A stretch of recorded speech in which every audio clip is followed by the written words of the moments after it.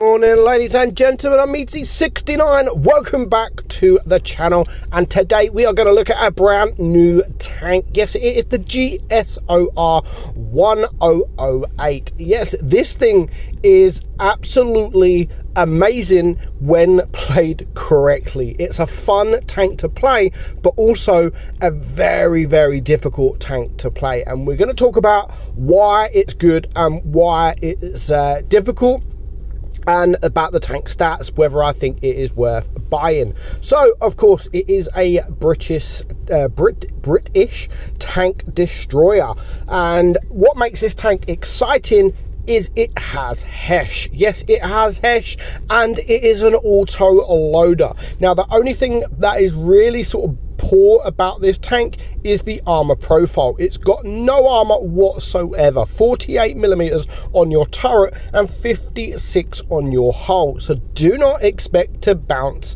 anything, and that's what makes it very, very hard. You kind of forget it's a tank destroyer, and you go with your team, you get wrecked. You either do a really good battle or you're a really poor battle, and you get wrecked very, very quickly. I'll show you a game. I'll show you a game just how long I last. Before I show you two good ones, I'll show you one of my battles. And yeah, it can happen. It can happen. So the DPM on this thing is 2,473. The magazine reload is 14.49 seconds, so not too bad for a magazine reload, and the shell reload is 2.5 seconds. So you got two shells, 2.5 seconds intraclip, and a 14.5 second magazine reload. The penetration is 260mm of AP pen. That is enough. That's literally same as some tanks in tier 10.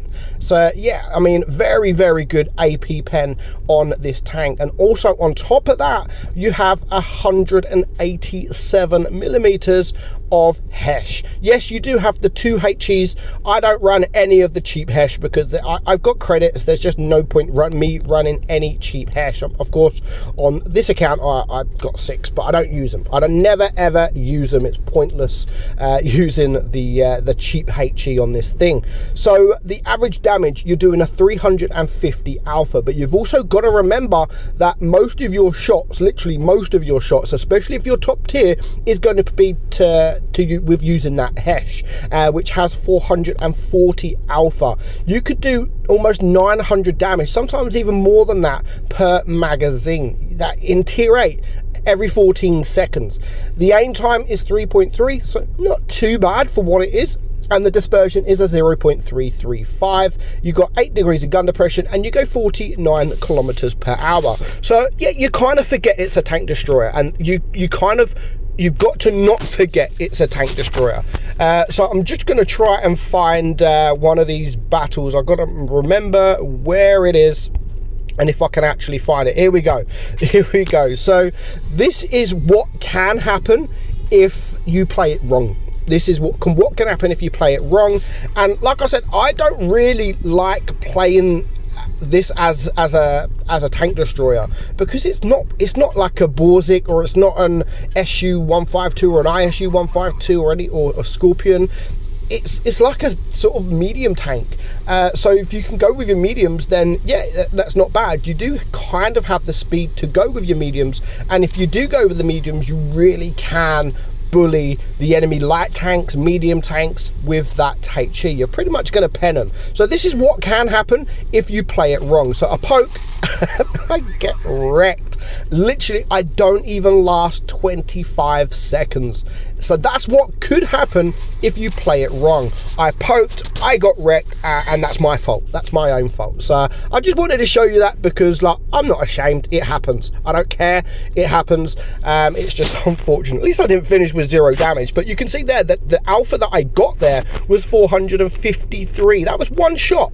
I got 453. So not too bad at all. So we're going to get into some games just to show you what this tank is capable of when played correctly or in the right hands. So The camo on this, the Excalibur, I'm not too sure. It doesn't really look like a legendary camouflage. It's different.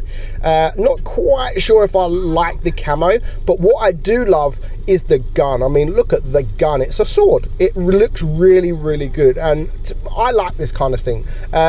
Some people won't. Some people are like, it looks stupid, but honestly, I love the look of it. I really love the look of the gun. I think it's fantastic.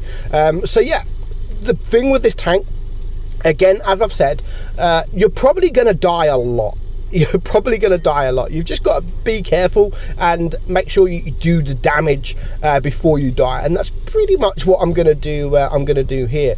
But you can see, like, it's not. It's again, it's very hard because it's not a tank destroyer. It is a tank destroyer, but it's not a tank destroyer.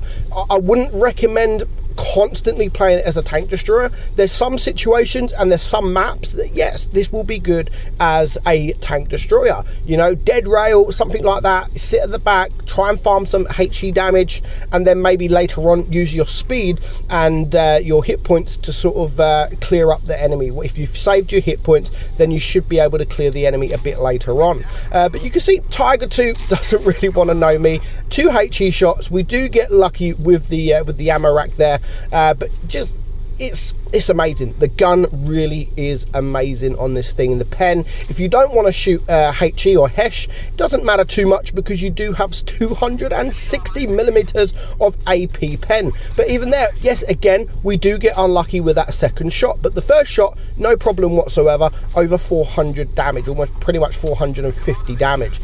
So yeah, it is a tank that's you're gonna die quite a lot. You are gonna die quite a lot, but you've just got to, you know, be careful. Don't go frontline too much. Again, we're still going for the HE into the AT-15. That time doesn't really pay off with both of them shots. But you can see I'm never be frontline either, like ever. Never ever be frontline in this thing. Always sort of go behind your enemy. Of course, if you can get close to them, yeah, you can get close, and you need to try and get to the side or the rear, and even the side of the glacial. Again, the first shot didn't go our way. The second shot was pretty good, and we've managed to get 3,100 damage, but I kind of noobed it there and I lost all my hit points, but we still somehow managed to bounce 300 damage in this tank. So just 11 hit points left. It's not looking good for me. The Carnarvon over it is half hit points. The KV4 is full hit points, so we really have to try to rely on that KV4 to take all the shots. But the Pantera's coming up again. We're not doing too well with our HE damage, and we are going to get killed there. But it's a kind of like a high risk, high reward tank, and I always say that with the HESH. The same with the FV4202, the Centurion 7.1, and a few other tanks. But it's a high risk, high reward. Excuse me. And that's what I like about this tank. I'm always trying the HE. I'm always shooting HE. I kind of forget that it's got AP. But this round, we still managed to get a mastery badge. We still did our damage, and we still come off with a victory. So overall, not too bad for that battle there. So we're going to get into one more game on Winter Malinov Cut, and again, we are top tier, and we're going to come up against some tanks here. I mean, looking at the enemy here, it's looking good for me with the HESH. I mean, just look at the ammo loadout. I've got 16 AP and 26 HE, and just 6 normal. But you can use that normal. You can transfer that to AP if you want, just to have a bit more AP. But even 16, you're not going to shoot 16 AP. If you are, then you're playing this tank wrong. You have to try to get the HESH out. Now, this tank, as I've said, it's got 2,300 DPM.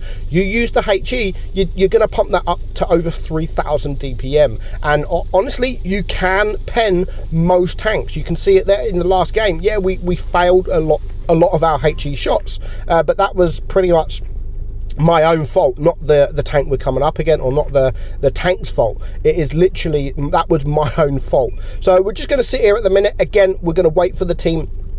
We don't want to be frontline, and yeah, again, no problem, but we still fail that first shot. Can we get the second shot? Yes, we can. 443 alpha. And the best thing is, if you do fail your first shot and you still get one good roll with both shots, or out of 2 shots, you haven't got too long for your reload either. You've only got, like I said, 14 seconds reload on your magazine, which isn't too long to wait. So it doesn't matter too much if you fail one shot. Again, fail one shot there. Can we get the second one? Not quite, but we are now spotted, and if you get spotted, you need to try and get the hell out of there.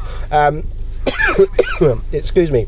But even on our way back there, we get the snapshot on the M41D. Again, we know that's got no armor. We don't even need to aim at that guy, and we're going to be able to penetrate him. So we have lost half of our hit points already, and we haven't really done too much. Tiger 1 there. Can we be able to HE the side of him? 489. Can we get the second one? He's waiting. Are we going to go for it? Yes, we are going to go for it. We're going to go and we're going to clear it. 489. So yeah, always try the HE. Now, is this tank worth it? Of course, it is coming in crates, so I'm going to have to say no, which is unfortunate because I do really enjoy this tank. A lot of people are not going to enjoy it because it really is a difficult tank to play. It's not like you could just go out there and cause a lot of damage with your HE. It's, if anyone's played the Charioteer is a fantastic tank destroyer. This is very similar, but it's an auto loader. And again, the Charioteer has the HESH as well. So very good tank. It looks good. I think it looks absolutely fantastic. Try to maximize your HE as much as you can because that really will pump up your DPM. This game here, you can see we've lost half of our hit points, but we still managed to do the damage. The Cannonen over here, no problem. 476. We're not going to go with the HESH, the second shot, because we can just clear him with the AP. So yeah, very nice tank. Unfortunately, it is in crate, so I'm not going to recommend anyone to buy this tank right now, but when it does come back for sale, it definitely is worth thinking about purchasing this tank if you can afford it, if it's cheap enough. But right now I'm going to say no because of crates. But if it's not crates, then definitely it's a fun tank to have in your garage. But not a lot of people, I feel, not a lot of people will like the tank. If you don't know how to use the HESH, then probably this isn't the tank for you. So I hope you enjoyed the video, guys. I'm meadsy69, and I'll catch you all soon. Bye bye.